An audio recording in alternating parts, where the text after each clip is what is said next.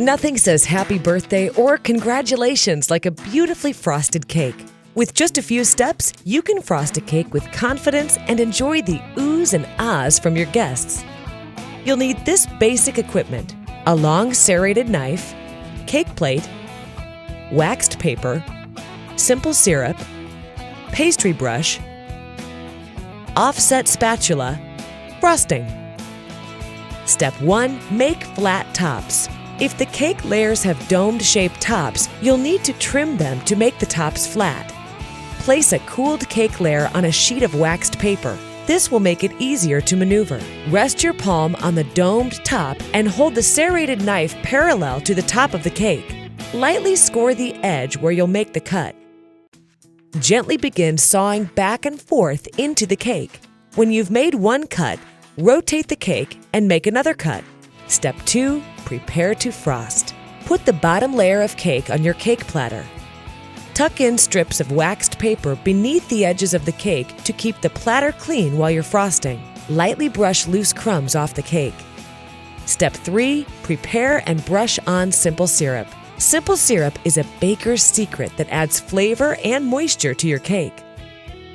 To make simple syrup, add 1 cup of sugar and 1 cup of water to a medium saucepan and bring to a boil.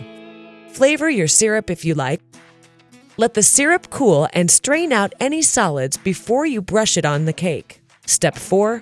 Frost, layer, then frost again. Place a large dollop of frosting on the center of your first layer. Spread it evenly to the sides. It doesn't have to be perfectly even because the top cake layer will flatten it out. Carefully place the top layer, cut side down, on top of the frosted layer. Do your best to align the layers. Don't worry if frosting squeezes out the sides. You'll use that later. Brush off any loose crumbs from the top and apply more simple syrup. Step 5. Make the crumb coat and chill out. Spread a thin undercoat of frosting to keep the cake crumbs under control. Bakers call this a crumb coat. Put a small dollop of frosting on top of the cake and smooth it out. Remember, this is a thin undercoat, so don't worry if you can see the cake through the frosting.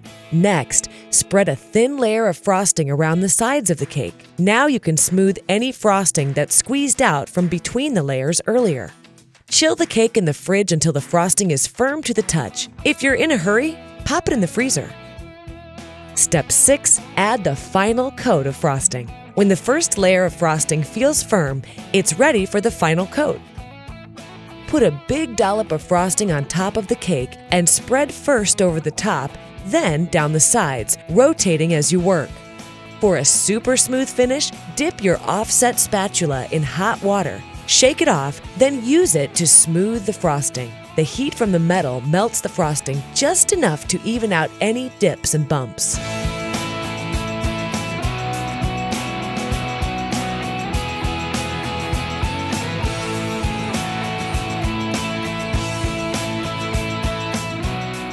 Put the finishing touches on your cake with edible flowers, fruit, chocolate shavings, or sprinkles. When you've finished, carefully pull away the strips of waxed paper and wipe off any spills with a damp paper towel.